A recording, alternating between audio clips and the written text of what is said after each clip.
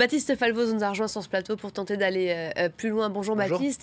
Donald Trump s'est dit immédiatement totalement disculpé par ses conclusions. À quel point a-t-il raison aujourd'hui de se réjouir? Alors, déjà précisons une chose, ce ne sont pas les conclusions qui ont été publiées hier du rapport, c'est un résumé de ces conclusions publiées par le ministre américain de la Justice, William Barr, qui est un ministre qui a été nommé par Donald Trump, qui fait partie de son administration, qui dans le passé a émis des critiques à l'égard de cette enquête Mueller. C'est dire s'il y a quand même beaucoup de précautions à prendre par rapport à ce qui a été publié hier. Donald Trump, dans ses conclusions, dans ce résumé, n'est pas totalement disculpé comme il le dit. On vient de le voir.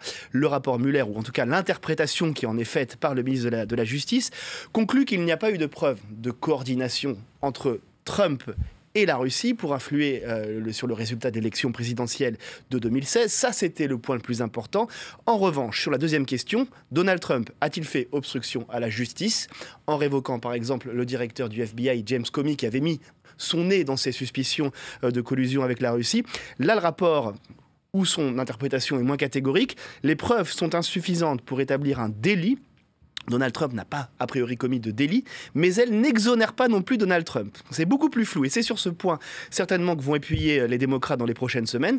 Des démocrates qui vont tenter d'obtenir également l'intégralité de ce rapport, et pas ce résumé de 4 pages. Le rapport est forcément beaucoup plus dense. La bataille va être politique, judiciaire, et elle pourrait aller jusqu'à la Cour suprême.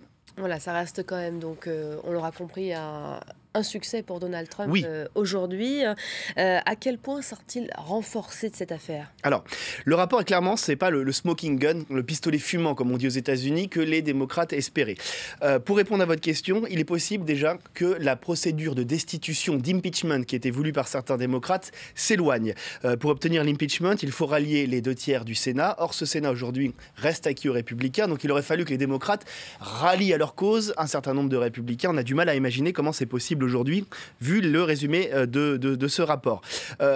Politiquement, Donald Trump en sort renforcé parce que l'enquête Mueller parasitait effectivement son mandat depuis plus de 2 ans. Elle lui collait littéralement au doigt comme un sparadrap. Il n'a cessé de dénoncer une chasse aux sorcières, une tentative de déstabilisation menée par ce qu'il appelle l'État profond.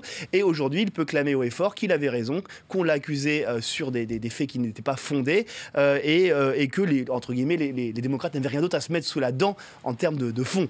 Maintenant, l'enquête Mueller va quand même laisser des traces pour la course à la présidentielle 2020, si Donald Trump se représente, ce dont on n'est pas sûr pour l'instant, parce que cette enquête, elle a quand même mis en lumière les agissements de plusieurs personnes dans l'entourage de Donald Trump. On l'a vu dans le reportage, Michael Flynn, Paul Manafort, par exemple, ancien directeur de campagne de Trump, condamné pour des fraudes financières en lien avec la Russie avant la campagne de 2016. C'est toute une sorte d'agissement, finalement, dans l'entourage de Trump qui a été mis en lumière, et ça a clairement écorné l'image de Donald Trump et de son clan, et il aura du mal à s'en dépêtrer vis-à-vis de l'opinion publique américaine.